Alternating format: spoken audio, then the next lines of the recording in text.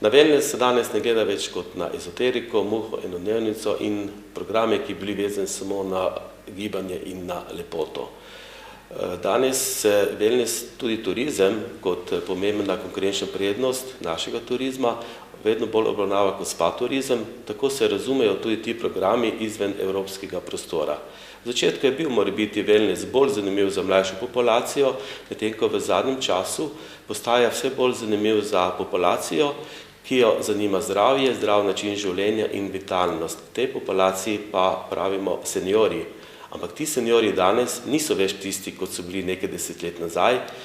Meja se je pomaknila na 45 let, govorimo o srebrnih seniorih, ki imajo skrb za zdravje, ki imajo čas, ki imajo interes tudi za dobro počutje, ne samo za materialne dobrine in imajo tudi velik interes, da ostanejo vitalni čim dalje v svoji življenjski dobi.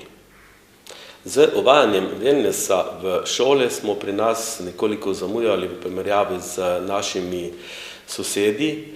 V zadnjih letih pa so se razvili številni programi ne samo na področju wellness turizma in ti programi ne vsebujejo več znanja z področja nege in lepote, ampak znanja, ki se nanašajo na zdrav način življenja, na zdravo prehrano, na pomen gibanja za ohranjanje vitalnosti, na ekologijo oziroma sonaravno življenje, na odpravljanje težav, ki jih imajo pogosto starostniki in podobna znanja.